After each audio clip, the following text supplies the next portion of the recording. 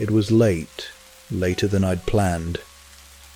My girlfriend, Sarah, and I had just spent Christmas with my family, but our tradition was to hit the road after dinner, drive through the night, and arrive at her parents' house on Christmas Day. The roads were empty, the snow was falling lightly, and the car's headlights illuminated the quiet, winding back roads that cut through the countryside. It felt like the world was asleep, and for once, we had it all to ourselves. Sarah laughed softly. I can't believe we're driving this late. It's like we're living in a Christmas movie or something. I chuckled. Yeah, well, it's our tradition, right?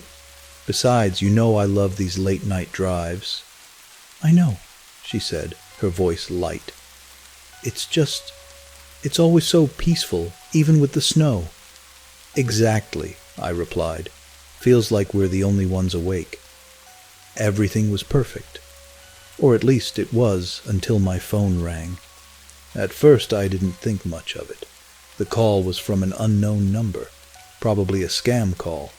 It had happened before. It's that time of year, huh? Sarah joked. Scammers still trying to sell us insurance. Yeah, probably, I muttered. I'll just ignore it. Good idea. We don't need that stress right now, Sarah said.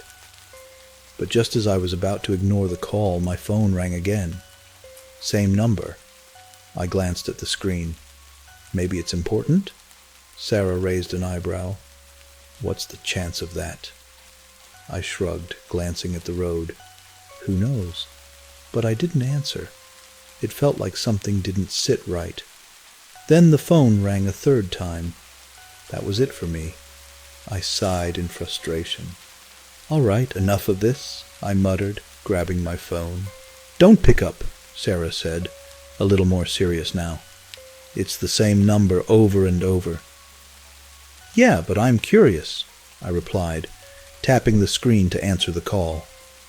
I put the phone to my ear. Hello? For a moment there was only silence. Then faint static crackled on the other end.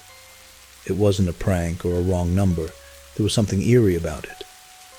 And then I heard it. Hello, Luke. I froze. My heart skipped a beat. How did they know my name? I couldn't process it at first. Was this some sick joke? Who would even be calling me at this hour? Who is this? I stammered. I know all about you, the voice continued, calm and unbothered. Your full name, your address, everything. My mind raced, trying to come up with an explanation. Was this someone I knew messing with me? No. This felt different. I looked over at Sarah. Her face had gone pale. She must have seen the panic in my eyes because she immediately asked, "What's going on?" I whispered, "I don't know this guy. He's saying he knows everything about me." Sarah frowned. "What? Are you serious?"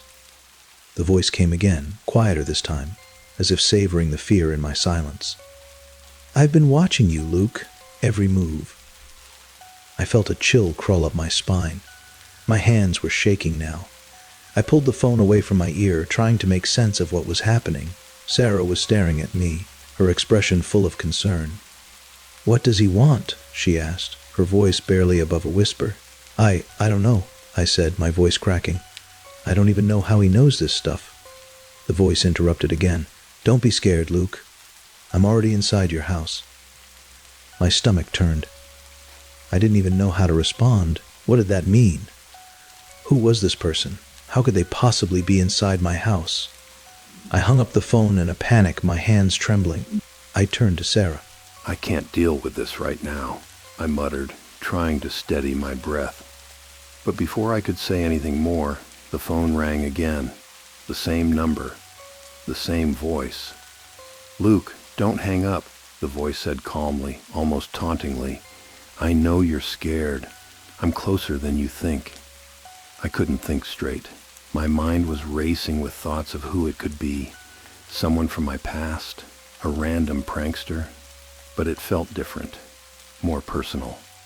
"I'm hanging up," I said, my voice shaky. I ended the call again, but this time I didn't feel any relief. I felt like we were being watched. I looked out the window into the snowy night, feeling the pressure building up in my chest. "Are we still being followed?" Sarah asked, her voice edged with fear. "I don't know," I replied, glancing behind us, half expecting to see headlights in the rearview mirror. But there was nothing, just the endless dark road. The phone stayed silent for the rest of the drive, but I couldn't shake the feeling that someone was out there, waiting. We finally arrived at Sarah's parents' house. The snow had begun to fall heavier and the air was colder than before. I parked in the driveway and killed the engine, but something made me hesitate. I couldn't shake the feeling that something was wrong. "I'll go check the house," I said, gripping the door handle, but my stomach was in knots. "No," Sarah said, grabbing my arm. "What if he's telling the truth? What if he's really there?" I was starting to think the same thing, but I didn't know what to do. I couldn't just let the situation hang like this. I glanced at the front door.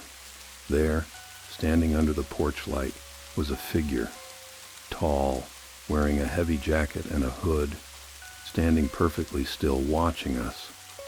My heart dropped into my stomach. This wasn't over.